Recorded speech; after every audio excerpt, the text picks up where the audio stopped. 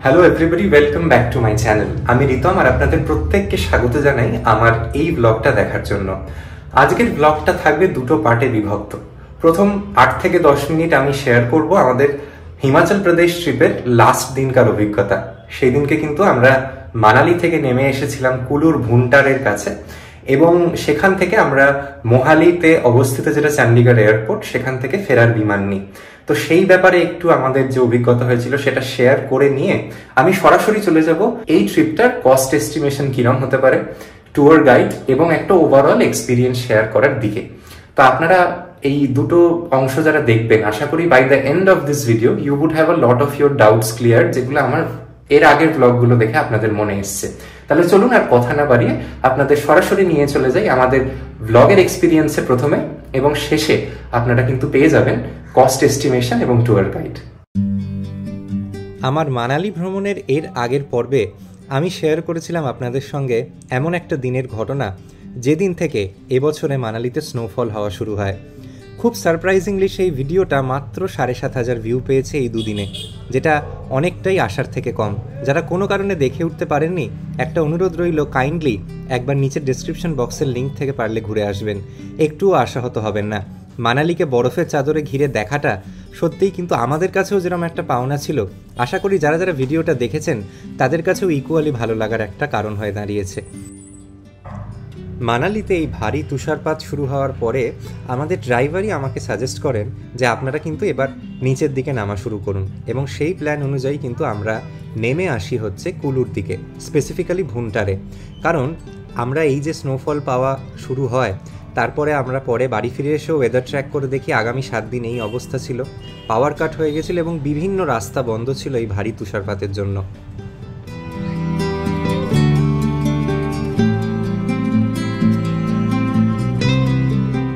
এই দেখুন, টানা ভারী বৃষ্টির ফলে কি অবস্থা, ল্যান্ডস্লাইড হয়ে রাস্তা সম্পূর্ণভাবে এদিকে বন্ধ, ঘুরে নিচ দিয়ে অফরোডিং করে যেতে হচ্ছে, কিন্তু অসম্ভব রকম খারাপ অবস্থা। আমরা মানালি থেকে নিচে নামার পথে এখানে একটু লাঞ্চের জন্য দাঁড়িয়েছিলাম, ভালোই খাবার পেলাম। এটার নাম হচ্ছে জর্বা রেস্টুরেন্ট অ্যান্ড বার। এখানে এরকম কুলুর সাইডে প্রচুর ভালো ভালো খাবার দোকান পাবেন। আমরা আজকে ইচ্ছে আছে ভুন্টারে নাইট স্টে করব, মানে ডিরেক্ট চণ্ডীগড়ে তো একদিনে নামা সম্ভব নয়, তাই মানালি থেকে ঘন্টা 1.5-2 নেমে গেলাম, সেফ জোনে চলে এসেছি। এখানে না স্নোফল আছে না বৃষ্টি আছে, আর অ্যাটলিস্ট এখন তো নেই, কাল কি হবে জানি না। আর ওপরের দিকে যত যাবেন তত ভালো বৃষ্টির প্রবাবিলিটি এবং ততই কিন্তু স্নোফলেরও প্রবাবিলিটি। তাই আজকে হয়তো এখানটাই আমরা আশেপাশে ভুন্টারের কোথাও থাকবো। ভুন্টার বলতে সেই জায়গা যেখানে কুলুর এয়ারপোর্টটা আছে আর কি, ওখানে ভালো ভালো কিছু হোটেলস আছে সেন্ট্রাল হিটিং সমেত, সেখানে থামবো। ভুন্টার থেকে চণ্ডীগড় যেতে 5.5-6 ঘন্টা নেয়। কালকে আমাদের ওইটুকুই করব, কারণ কালকে যেহেতু আমাদের রাত্রিরে 8:45-এর ফ্লাইট, আমাদের অনেকটা সময় আছে। আমরা সকাল 11টা কি 11:30টায় বেরোলেও এনাফ সময়ের মধ্যে আমরা পৌঁছে যেতে পারবো। আর আপনারা যারা আত্মীয় পরিজনদের জন্য কিছু গিফট আইটেমস কিনে নিয়ে যেতে চাইছেন বাড়ির জন্য, এই কুলুতে দুটো জিনিস খুব বিখ্যাত, একটা হচ্ছে শলস অ্যান্ড উলেন গার্মেন্টস, আর দ্বিতীয়টা হচ্ছে ড্রাই ফ্রুটসের প্রচুর দোকান আছে। তা আমি আমার মায়ের জন্য শাল কিনবো। এখানে সমস্ত দোকানেই একটা গড়পড়তা 20-50% ডিসকাউন্টটা লিখে রাখে। এবার ভিতরে গেলে আসল গল্পটা বোঝা যাবে। চলুন দেখি কি দাম আর কি কি কালেকশনস আছে। এইরকম কিছুটা দোকানগুলো, হিমাচলি ক্যাপ, নানান রকম স্নো ক্যাপস, ব্ল্যাঙ্কেটস। কুলুর ওই প্রত্যেকটা শালের দোকান বা সোয়েটারের দোকানে গিয়ে আমার একটা জিনিস রিয়েলাইজেশন হয়েছে, সেটা হচ্ছে প্রথম কথা, ওনারা ডিসকাউন্ট দিয়েও যে দামগুলো বলছেন সেগুলো আদেও ন্যায্য নয়। কলকাতায় বরং কাশ্মীরি শালওয়ালারা যে দামে এসে জিনিস বেচেন তার থেকে অনেকটাই বেশি দাম চাইছিলেন ওনারা। আর খুব হাল ফিলহাল বা খুব হাল ফ্যাশনের কোনো জিনিসও কিন্তু আমার সেখানে চোখে পড়লো না আনফর্চুনেটলি, তাই সেখান থেকে নেওয়ার প্ল্যানটাকে কিন্তু ড্রপ করি। এই হচ্ছে আমাদের রয়্যাল ম্যানশন হোটেল আর কি, ভুন্টার এয়ারপোর্টের কাছে। এখানে কি কি আমাদের রুমের ফেসিলিটিস কি কি আছে একবার একটু দেখিয়ে দিই। রুমটা সত্যিই খুব সুন্দরভাবে সাজানো। যারা কুলু বা ভুন্টারের দিকে থাকতে চান, এটা একটা খুব ভালো অপশন, এটা রেটিং খুব খুব পজিটিভ। ইনহাউস রেস্তোরাঁ আছে, রুম সার্ভিস আছে। এখানে সেন্ট্রালি হিটিং এর ফেসিলিটি না থাকলেও এই হিটিং এসি গুলো আছে যেগুলো আপনাকে গরম রাখতে সাহায্য করবে। ওয়াইফাই আছে, আর এখান থেকে অন্য যদি আপনাদের কোথাও ট্রাভেল করার থাকে, নিচে কিন্তু একটা ট্রাভেল ডেস্কও আছে। ঘরটাতে দুটো সোফা, একটা সেন্টার টেবিল আছে, এখানে একটা ডাবল বেড, দুদিকে দুটো সাইড টেবিল, পুরো ঘরে প্রচুর আলো, একটা পাখাও আছে, জানি না সেটা কখনো লাগে কিনা। আর এখানে একটা টিভির ইউনিট, সামনে কিছু জিনিস রাখবার মতো জায়গা, একটা মিনি ফ্রিজ, এখানে লাগেজ রাখবার জায়গা, আর ওয়াশরুমটা একটু দেখিয়ে দিই ততক্ষণে। আর ওদিকে, হ্যাঁ, এদিকে আরেকটা ফুল লেন্থ মিরর, এখানে আমি লাল জ্যাকেট পরে, আর এইদিকে হচ্ছে একটা ওয়ার্ড্রপ, প্রপার এক্সট্রা ব্ল্যাঙ্কেটও দেওয়া আছে। আর এই হচ্ছে ওয়াশরুম, যেটাও ভীষণ রকম সুন্দর। এদিকে হেয়ার ড্রায়ার থেকে শুরু করে ভালো western toilet, geyser, separate shower area, সব কিছু আছে কিন্তু এই ঘরটার সঙ্গে।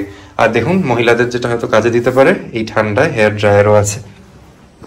আর এই রুমটা যে জন্য নেওয়া, সেটা হচ্ছে শ্রীনগর লাইক ফিল। মানে আমি জীবনে কাশ্মীর যাইনি, কিন্তু যা ছবি দেখেছি তা দেখে এটাই মনে হচ্ছে। এই নিচ দিয়ে বয়ে চলেছে বিয়াস নদী। এই রাস্তাটার অবস্থাটা যে খুব ভালো তা নয়, কারণ এটা হচ্ছে সেই রাস্তা, মানে অন্যতম রাস্তা, যেটা ওই মানালির ভয়ঙ্কর বন্যার পরে ক্ষতিগ্রস্ত হয়েছে। এই ভুন্টারের এই এয়ারপোর্টের কাছাকাছি কিন্তু ভীষণ ক্ষয়ক্ষতি হয়েছে, অনেক রাস্তা জলে তলিয়ে গেছে, যেরকম দেখতেই পাচ্ছেন এই জায়গাগুলো ভয়ঙ্কর রকম হয়ে আছে। আমরা ওই দিক থেকে এলাম, ওই দিকে মেন রোড দিয়ে ঘুরে এখান দিয়ে এলাম। তবে এর নিচটাই কিন্তু বাজার দোকান আছে, পাশে একটা ডমিনোজের পিজা সেন্টার আছে, খুব ভালো জায়গা। আর পুরো ভ্যালি ভিউ, নদী আছে চারিদিকে, উঁচু উঁচু গাছ, পাহাড়ি গ্রামটা দেখা যাচ্ছে। কুলু বা ভুন্টার এরিয়ার মধ্যে কিন্তু এটা একটা অন্যতম সেরা রিসর্ট। এই হোটেল রয়্যাল ম্যানশনে আমরা এসে বুকিং করেছি। এই গোটা ট্রিপটাতেই আমরা কোথাও কোনো প্রি বুক করে কোথাও যাইনি। That was a call that we made, যে আমাদের যেরম যেরম সুবিধা হবে, যেখানে যেটা মনে হবে, আমরা সেই অনুযায়ী কিন্তু ডিসিশনস নেব।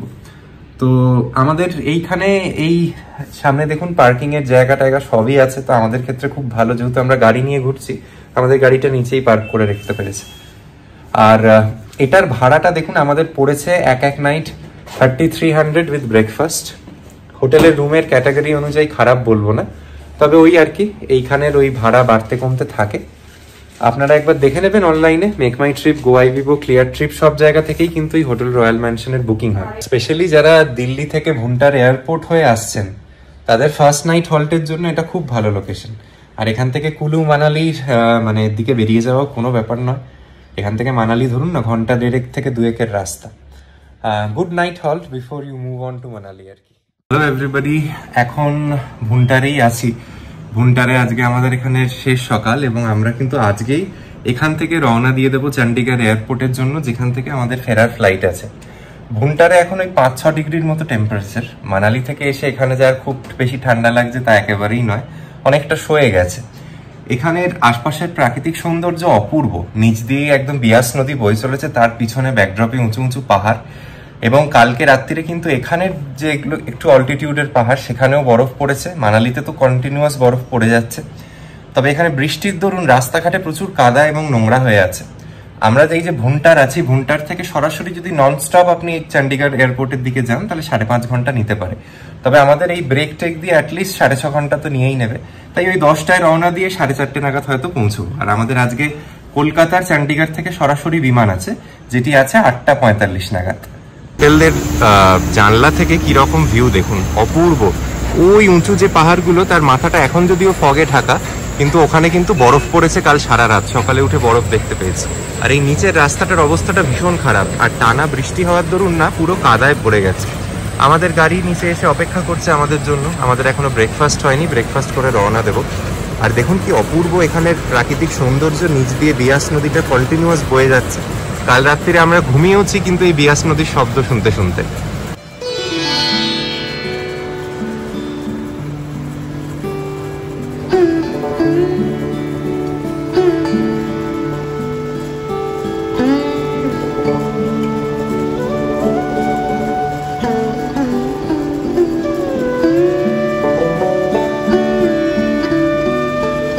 হোটেলটায় কমপ্লিমেন্টারি যে ব্রেকফাস্ট, সেটা কিন্তু বুফে প্ল্যাটার নিয়ে আপনারা যা বলবেন অর্ডার দেবে। যেমন আমি আর তৃষা আমাদের জন্য ভেজ স্যান্ডউইচ, অমলেট আর কফি অর্ডার দিয়েছি। এটার জন্য কোনো চার্জ লাগবে না, কিন্তু ওনারা রুমেই কিন্তু সার্ভ করে দিয়ে গেলেন।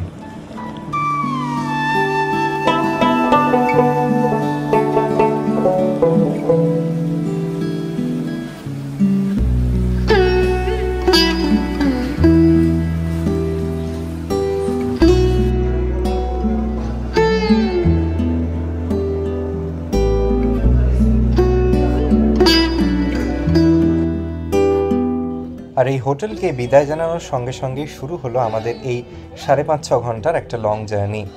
সত্যি কথা বলতেই এই যে গোটা যাত্রাপথ তা 5.5-6 ঘন্টার হলেও আমাদের সেদিন প্রায় লেগে গেছিলো 7.5 থেকে 8 ঘন্টা। তার কারণ হচ্ছে আমরা মাল্টিপল টাইমস ব্রেক নিয়েছিলাম বিভিন্ন জায়গায়। আর এই যে রাস্তা তার 30% মতো ভালো এবং 70%-এর অবস্থা খুব খারাপ। এই যে ডান দিকে দেখতে পাচ্ছেন, আমি খুব কষ্ট করে জুম করে দেখাচ্ছি, এটাই হচ্ছে ভুন্টারের এয়ারপোর্ট।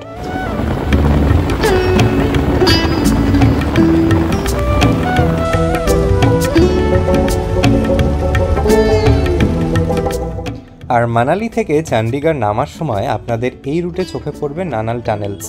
এই টানেলগুলো থাকার দরুন এই রুটের যাত্রার সময় বেশ খানিকটা কমে এসছে। তবে তাতেও এই গোটা রুটটা মানালি থেকে যদি একদিনে আপনারা নামতে চান, ব্রেক নিয়ে কিন্তু প্রায় 8 ঘন্টা নিয়ে নিতে পারে। তাই বলে রাখা ভালো, যাদের মোশন সিকনেস আছে বা যাদের গাড়িতে পাহাড়ি পথে কষ্ট হয়, তারা ভুলেও যেন এই রুটটা একদিনে নামবার চেষ্টা করবেন না। আর বলা যায় না পাহাড়ি পথ কোথায় আটকে যেতে পারেন, তার কোনো ঠিক নেই। আমার মনে হয় সবার ক্ষেত্রেই যেটা বেস্ট ডিসিশন হবে যে আপনারা যেরকম আমরা করেছিলাম, প্রথম দিন খানিক নেমে আসা, যদি সময় থাকে পারলে মান্ডি অবধি নেমে আসবেন, মান্ডিতে নাইট স্টে করে পরের দিন চণ্ডীগড়ের জন্য যাত্রা শুরু করুন। কারণ এই যে রাস্তাটা দেখছেন, স্পেসিফিক্যালি এই স্ট্রেচটা পান্ডোর কাছে, এটা অসম্ভব রকম রিস্কি। আমরা মানালির ওই রাস্তা বেয়ে ভুন্টার থেকে শুরু করেছিলাম আজকের যাত্রা। আমরা এখন দেহার বলে একটা জায়গার কাছাকাছি আছি। আপনাদের অনেকেরই মনে প্রশ্ন আছে এই রাস্তাটার ব্যাপারে, যে এই রাস্তাটা কেমন। এখন আমি না দুটো কথা বলতে চাই এই রাস্তাটার ব্যাপারে। এগুলোকে না 3-4টে স্ট্রেচে ভাঙা যায়। এই ফ্লাড হওয়ার আগে প্রায় গোটা রাস্তাটাই ছিল 4 লেন হাইওয়ে, যেটা এখন আর নেই। আমাদের মানালি থেকে আউট বলে একটা জায়গা আছে, ওই অবধি রাস্তাটা একদম ভালো, দারুণ রাস্তা। তারপর আবার কি, আপনি যে আউট থেকে মান্ডি অবধি আসবেন সেটা জঘন্য রাস্তা। আউট থেকে পান্ডো হয়ে মান্ডির রাস্তাটা মানে আপনার মানে ল্যান্ডস্লাইড প্রোন জোন, আপনার ভয় ভয় লাগবে। আবার আপনি যখন মান্ডি থেকে নেমে যাবেন, মান্ডির আগে কিছুটা গিয়ে বাগলা বলে একটা জায়গা আছে, বাগলা থেকে কিন্তু একদম চণ্ডীগড় অবধি 4 লেন হাইওয়ে, কোনো প্রবলেম হবে না। মানে এইটাই কিন্তু 3টে স্ট্রেচ। মানে ধরুন গোটা জার্নিটার চণ্ডীগড় থেকে মানালি অবধি 75% রাস্তা ভালো, 25% রাস্তা হরিবল, মানে সেটা আপনার ঠাকুরের নাম করতে করতে যেতে হবে টাইপের। এখানে দেখুন এই যে দূরের পাহাড়গুলো, এখানেও অবধি বরফ। কুফরি, সিমলা সব কিন্তু এখন বরফের নিচে। মানালিতে এখন বলছে মল রোডে 2-3 ফিট বরফ, ওখানে কোনো গাড়ি চলছে না। বেসিক্যালি ওখানে এখন গেলে ওই জিপসি টাইপের 4x4 নিয়ে যেতে হচ্ছে।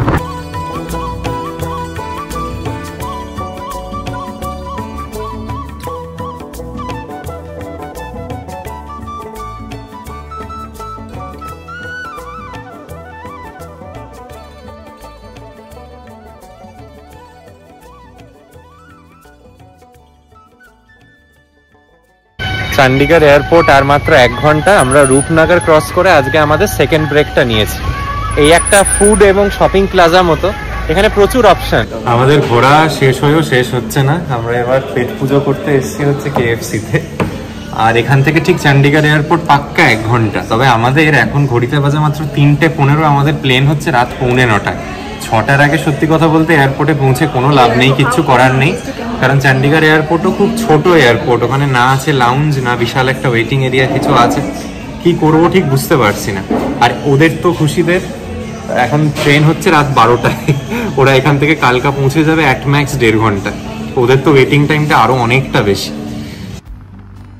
অবশেষে আমাদের গাড়ি এসে পৌঁছলো চণ্ডীগড় সিটির কাছাকাছি। চণ্ডীগড়কে যদি এক্সপ্লেন করতে হয় তাহলে বলা ভালো, যেরকম ধরুন আমাদের কলকাতার নিউ টাউন বা সল্ট লেক, সেরকম একটা আমাদের যেরকম জোন, সেই রকম ধরুন প্রত্যেকটা জায়গায় যদি একরকম হয় বা একটা গোটা শহর যদি সল্ট লেক বা নিউ টাউনের মতো হয়, ব্যাপারটা ঠিক যেরকম হবে চণ্ডীগড়ের ব্যাপারটাও তাই। চণ্ডীগড় ভয়ঙ্কর রকম একটা প্ল্যান্ড সিটি। আশপাশের রাস্তাঘাট খুব পরিষ্কার পরিচ্ছন্ন। এই দিনকে যেটুকু দেখতে পাচ্ছেন সেটা হচ্ছে প্রাকৃতিক দুর্যোগের কারণে। এত ভয়ঙ্কর বৃষ্টি হয়েছিল চণ্ডীগড়ে, শোনা যাচ্ছিল সেদিন দুপুরে নাকি একটা হেলস্টর্ম জাতীয় কিছু ঘটে গেছিল সেইখানে। কপাল খুব ভালো যে আমরা যে সময় পৌঁছই ততক্ষণে বৃষ্টিটা সাবসাইড করে যায়। তবে দেখুন এই ফুটেজগুলো যারা দেখছেন, আপনার হুট করে দেখে মনে হতে পারে আপনি নিউ টাউনের অ্যাকশন এরিয়া 3 দিকে যাচ্ছেন বা রাজারহাটের দিকে যাচ্ছেন। লুক অ্যান্ড ফিলটা সম্পূর্ণ একরকম। আর এই নানা গল্প এবং আনন্দের একদম শেষ পথে এসে আমরা পৌঁছলাম হচ্ছে মোহালিতে অবস্থিত চণ্ডীগড় ইন্টারন্যাশনাল এয়ারপোর্টে।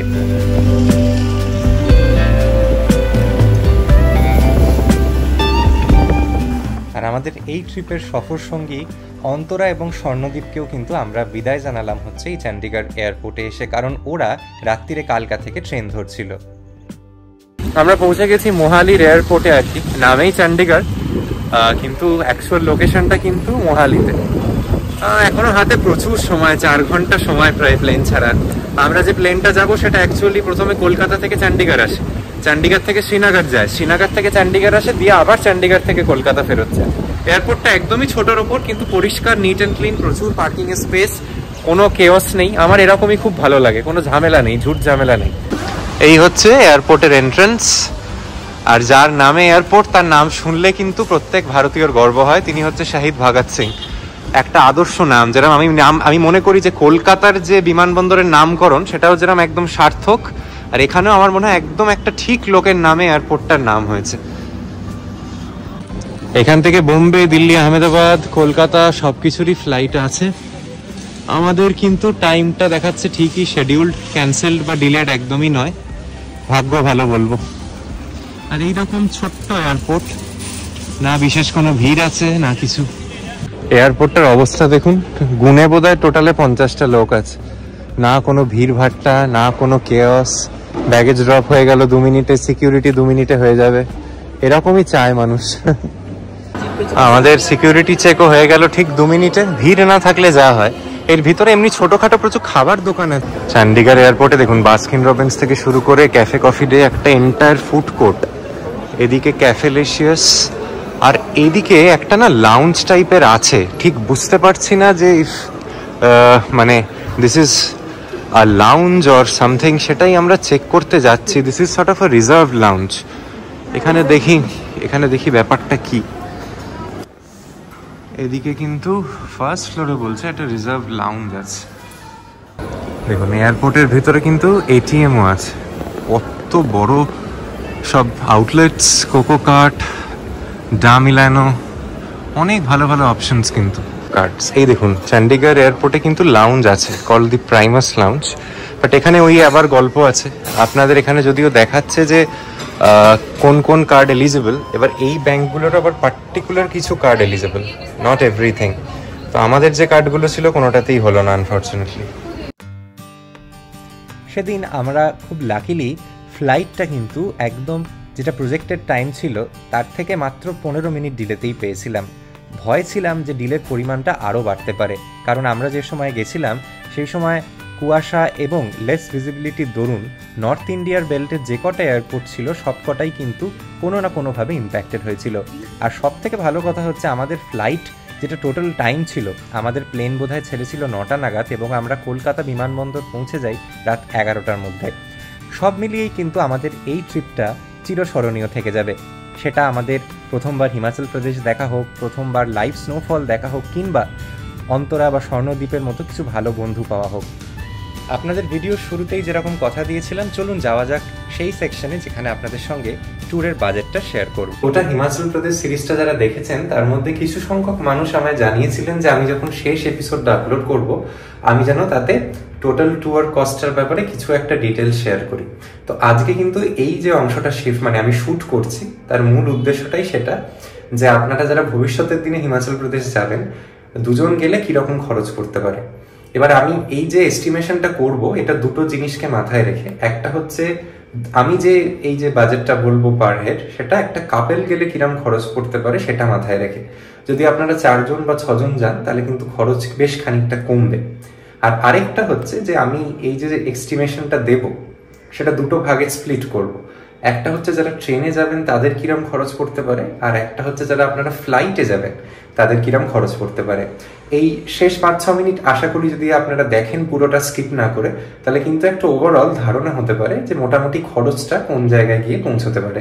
আমি এই যে এস্টিমেশনটা আপনাদের সঙ্গে শেয়ার করছি তাতে আমি ট্যুর প্ল্যানটা কিভাবে রেখেছি সেটা বলি। আমি প্রথমেই তাদের কথা বলবো যারা ফ্লাইটে যাবেন ভাবছেন। তারা প্রথম দিন কলকাতা থেকে সরাসরি চণ্ডীগড় পৌঁছে যেতে পারেন। কলকাতা থেকে দুপুরবেলা ওই 2:30 নাগাদ একটা বিমান ছাড়ে, সেটাই 2.5 ঘন্টার মধ্যে আপনাকে চণ্ডীগড় পৌঁছে দেয়। কলকাতা থেকে কিন্তু চণ্ডীগড়ের দিনে ওই একটাই ডিরেক্ট ফ্লাইট। এবার ব্যাপার হচ্ছে আপনি যদি বিকেলবেলা পৌঁছন, সম্ভবত প্রথম দিনটায় আর আপনি পাহাড়ে উঠতে পারবেন না। সেদিনকে আপনার ডে 1টা হচ্ছে শুধু কলকাতা টু চণ্ডীগড়। সেকেন্ড ডেতে আপনি আইদার কালকা থেকে টয় ট্রেন নিতে পারেন, বা আপনি এই যে গোটা ট্রিপটা আমাদের মতো ফার্স্ট থেকে এন্ড গাড়িতেই ঘুরতে পারেন। আমি গাড়ির হিসেবে বলছি, টয় ট্রেন গেলে তার হয়তো টোটাল এস্টিমেশনে 1000-2000 টাকা ফারাক পড়তে পারে। আপনি সেকেন্ড ডেতে পৌঁছে যান সিমলা, সেকেন্ড ডে পুরো সিমলা ঘুরুন, মল রোড তার আশপাশের যে কোনো যা যা জিনিস দেখার দেখে নিয়ে থার্ড ডে সিমলা থেকে চলে যান, একটু সেদিনটা হেক্টিক হবে, কাসল এবং মানিকারণ। কাসল এবং মানিকারণের কথাটা এই জন্যই বলছি কারণ এই দুটো জায়গা না দেখলে কিন্তু সত্যি কথা বলতেই আপনাদের হিমাচল প্রদেশ ট্রিপ অসম্পূর্ণ থেকে যাবে। ফোর্থ ডেতে আপনারা কাসল মানিকারণের সাইট সিন করে রিভার রাফটিং যদি পারেন করে চলে যান মানালিতে। মানালিতে ফোর্থ ডেটা থাকুন, সেদিনকে আপনি হোটেলে গিয়ে রেস্ট নিন, মল রোডটুকুকে ঘুরুন। ফিফথ ডে মানালির যেগুলো স্নো পয়েন্টের ভিজিট হয় সেগুলো করে নিন, যেরকম কোকসার বা সিসু যেটা খোলা পাবেন সেদিকে যান। আপনি যদি সোলাং ভ্যালি যেতে চান সোলাং ভ্যালি যেতে পারেন। এমন যদি মাসে যান যখন রোটাং পাস খোলা বা বারলাচা পাস খোলা, সেগুলো দেখে নিতে পারেন। এবং আপনার ষষ্ঠ দিনে সম্ভবত আপনার আইটিনারি থাকবে মানালি লোকাল সাইট সিন, এবং সেটা করে আপনি কিন্তু চেষ্টা করবেন সেদিনকেই যতটা সম্ভব মানে আবার চণ্ডীগড়ের বা কালকার দিকে নেমে আসা। আমরাও সেটাই করেছিলাম। আমরা ইন্টারমিডিয়েট স্টপ হিসেবে কুলুকে বেছে নিয়েছিলাম, যেটা আজকে আপনারা আমার এপিসোডে দেখলেন। আর সেভেন্থ ডে আবার সকাল সকাল শুরু করুন, কিংবা ওই 10টা-11টার দিকে শুরু করলেই এনাফ। ঘন্টা 5 নেবে আপনাদের চণ্ডীগড় পৌঁছতে। তো চণ্ডীগড় থেকে ফেরার যে প্লেনটা কলকাতায়, সেটা কিন্তু চণ্ডীগড় থেকে ছাড়ে এই রাত্রিরে 8:45-9টা নাগাদ, আর অ্যাপ্রক্সিমেটলি বললাম। তো সেটা ধরে আপনারা ফিরে আসতে পারেন। এই হচ্ছে আপনাদের ওভারঅল 6 নাইট 7 ডেজের আইটিনারি। এবার আপনারা কি ঘুরছেন কি ঘুরছেন না তার অনুযায়ী কিছুটা এদিক ওদিক হতে পারে, তবে মোটামুটি এই জিনিসটাকে মাথায় রেখে আমি এবার খরচটা আপনাদের সঙ্গে শেয়ার করছি। আমি তো আপনাদের অলরেডি বলেছি যে এই প্ল্যানটা যেটা আমি শেয়ার করছি সেটা কিন্তু একটা কাপেলের কস্টকে মাথায় রেখে। এবার আপনারা যারা সরাসরি কলকাতা থেকে বিমানে চণ্ডীগড় যাবেন এবং ফেরার পথেও সেই পথটাই বেছে নেবেন, আমার একটা আন্দাজ বলে যে এই রুটে বিমান ভাড়া পার পার্সন পার সাইড 7,500 টাকার মধ্যে ঘোরাফেরা করে। তাহলে 7,500 15 পার পার্সন লাগছে আপ অ্যান্ড ডাউনের জন্য। এরপরে যেটা আপনাদের একটা কস্ট লাগবে সেটা হচ্ছে যদি একটা 6 নাইট 7 ডেজের জন্য গাড়ি রিজার্ভ করেন, যদি ছোট গাড়ি হয় সেক্ষেত্রে আপনার খরচটা দাঁড়াতে পারে এই 18 থেকে 20,000 টাকার মধ্যে, এবং বড় গাড়ি নিলে 25 থেকে 30,000। আমি রাফলি 20,000 টাকা ধরে চলছি। তাহলে আপনাদের ফ্লাইট ফেয়ার এবং গাড়ি রিজার্ভেশনকে ধরেই কিন্তু প্রায় 50,000 টাকা খরচটা দাঁড়াচ্ছে। এরপর যে বিষয়টা আপনারা নোটিস করবেন সেটা হচ্ছে যে ওখানে যে হোটেল, অ্যাভারেজে আমি বলছি ব্রেকফাস্ট সমেত যদি একটা স্ট্যান্ডার্ড হোটেল নেন যেখানে সেন্ট্রাল হিটিং আছে বা অন্য সব ফেসিলিটিস আছে, সেটা পার নাইট ওই 3,000 টাকা মতো করে পড়তে পারে। তাহলে আপনি যদি 6 দিনের জন্য নেন, আমি রাফলি 18 থেকে 20,000 টাকা আবার এই খাতে ধরতে পারি, কোথাও একটু কম কোথাও একটু বেশি। তাহলে এতক্ষণ ছিল 50 আর 20 যোগ করে হলো 70। এই তো গেল আপনার ওভারঅল এক্সপেন্স। এতে আপনার আপ অ্যান্ড ডাউন খরচ, গাড়ির খরচ, হোটেল হলো। এরপরে একটা মিসেলেনিয়াস খরচ আপনারা পার ডে হিসেবে 1000 থেকে 1500 টাকা মতো ধরতে পারেন, যাতে আপনাদের টুকটাক খাওয়া দাওয়া থাকতে পারে, কেনাকাটি থাকতে পারে। এটা যদি আমি 7 দিনের জন্য ধরি, দেখবেন রাফলি আরও 10,000 টাকা হয়। তাই it is safe to say যে আপনারা যারা কলকাতা থেকে চণ্ডীগড়ের এই রুটটা ফ্লাইটে যাবেন ভাবছেন, তাদের ক্ষেত্রে কিন্তু পার পার্সন খরচটা 38 থেকে 40,000 টাকা পার পার্সন হিসেবে দাঁড়াতে পারে। একটু কম বা একটু বেশি হতে পারে ডিপেন্ডিং আপন হোয়াট ইউ আর অ্যাভেলিং, কিন্তু মোটামুটি একটা মিডল ক্লাস পরিবার যদি ট্রাভেল করে, তারা যে চয়েসগুলো করে থাকে আমি সেটা হিসেব ধরেই বললাম, সেটা কিন্তু এই 40,000 টাকা পড়তে পারে। এবার যারা ধরুন ট্রেনে যেতে স্বাচ্ছন্দ্য বোধ করছেন, যাদের হাতে সময় আছে, তাদের খরচটা বেশ খানিকটা কমবে। কতটা কমতে পারে চলুন আপনাদের ট্রেনের এস্টিমেশনটা করে একটু বুঝিয়ে দিই। এবার আপনাদের বলি যে এই যাত্রাটাই যারা ট্রেনে করবেন ভাবছেন তাদের কি খরচ পড়তে পারে। এখান থেকে হাওড়া থেকে যেটা কালকার সরাসরি ট্রেন, তাতে থার্ড এসির ভাড়াই মোটামুটি ধরুন সব ট্যাক্সেস দিয়ে 1800 টাকা, এবং যারা 2 এসিতে ট্রাভেল করবেন ভাবছেন আপনাদের পড়বে 2700 টাকা পার পার্সন পার সাইড। এবার আমি যদি 1800 টাকা ধরে চলি, তাহলে আপনাদের মোটামুটি খরচটা ধরুন দুজনের টিকিট আপ অ্যান্ড ডাউন করলে 7,200 টাকা হচ্ছে, যেটা ফ্লাইটে গেলে পড়ে যাচ্ছে প্রায় 30,000 টাকা। তাহলে এখানেই তো ইনস্ট্যান্ট আমি বলছি আপনার প্রায় 23,000 টাকা ওভারঅল প্ল্যান থেকে কমে গেল। তাহলে পার পার্সন প্রায় 11,500 টাকা কমে গেল। মানে আপনি রাফলি ধরে চলতে পারেন সেক্ষেত্রে আপনাদের যারা থার্ড এসিতে যাচ্ছেন প্রায় 28,000 টাকায় পার পার্সন এই ট্রিপটা করা সম্ভব, এবং যারা 2AC-তে যাবেন ভাবছেন, তাদের মোটামুটি ধরুন ওই ট্যাক্সেস বা অন্য সমস্ত কিছু দিয়ে ট্রেনের টিকিট পড়ে যেতে পারে 11,000 টাকা মতো। আপনাদের বাঁচছে রাফলি 19,000 টাকা আগের এস্টিমেশনটার থেকে। তাহলে আপনাদের ওই, আমি যদি কম বেশি ধরি, 10,000 টাকা মতো বাঁচছে টোটাল ট্রিপটা থেকে। তাহলে ফ্লাইটের থেকে আপনারা যারা 2AC-তে যাবেন ভাবছেন, তাদের ওই খরচটা পার পার্সন দাঁড়াতে পারে 30,000 টাকার মতো। এটাই কিন্তু একটা রিয়ালিস্টিক বাজেট। আমি এই এস্টিমেশনটা করার সময় এই সব থেকে কম দামে হিমাচল ঘুরে আসুন 10,000 টাকা পার পার্সন, এরকম একটা আনরিয়ালিস্টিক ফিগার নিয়ে কিন্তু নামিনি।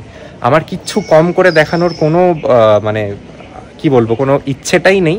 কারণ আমি দেখেছি, আমি আজকে যে 2024-এ বসে এই এস্টিমেশনটা বানালাম, 3 বছর পর যারা এই ভিডিওটা দেখবেন খরচ এর ডাবল হয়ে গেছে হয়তো। সেটাই হয়ে থাকে সাধারণত। তাই কম দেখানোর কিন্তু কোনো মানেই নেই, সেটা একটা আনরিয়ালিস্টিক জায়গায় চলে যায়। তাহলে আবার সাম আপ করার সময় একটা কথাই বলি, যারা ফ্লাইটে যাবেন ভাবছেন 6 নাইট 7 ডেজ, তারা ওই 40,000 টাকা পার পার্সন মতো বাজেট নিয়ে এগোতে পারেন। এবং যারা ট্রেনে যাচ্ছেন, তাদের মোটামুটি 28 থেকে 30,000 টাকা খরচ পড়বে, depending upon whether you are travelling in 3rd AC or 2AC। আশা করি আপনাদের অনেকটা সাহায্য হলো এবং গোটা জিনিসটা ভেঙে বোঝানোতে। আমার যারা ব্লগ ফলো করেছেন, তারা সেই জিনিসটাও সিকোয়েন্সিয়ালি পেলেন এবং খরচের ব্যাপারটাও অভিজ্ঞতা একটা আপনাদের হলো। আর কোন হোটেল বা কোন ড্রাইভার, সেগুলোর তথ্য আমার প্রত্যেকটা ব্লগে দেয়া আছে, পারলে ডেসক্রিপশন বক্সটা চেক করবেন, তাহলে কোনো অসুবিধা থাকবে না। আজকে এই বলেই শেষ করি। যারা আমাদের এই হিমাচল প্রদেশ সিরিজটা শুরু থেকে শেষ দেখলেন, প্রত্যেককে কৃতজ্ঞতা জানাই। এবং আরও বেশি কিছু লোক দেখলে হয়তো আরও ভালো লাগতো, যেটা হয়ে উঠলো না। প্রত্যেকটা আমার ওয়েস্ট বেঙ্গলের বাইরের ট্রিপের মতো এটাতেও দেখলাম আমার বরং রাজবাড়ি সিরিজ বা উইকেন্ড ট্রিপগুলো এর থেকে অনেক বেশি ভিউ হয়। তবে তা বলে কি আর বাইরের সিরিজ হবে না? চলতেই থাকবে। আশা করি এই চ্যানেলও একদিন গ্রো করবে, ভিউয়ার আসবে এবং আমরা সবাই মিলে খুব শীঘ্রই 50,000 সেলিব্রেশন করতে পারবো। ভালো থাকবেন। আসছি নতুন একটা সিরিজ নিয়ে খুব শীঘ্রই। Till then, take care of yourself and take care of your family as well.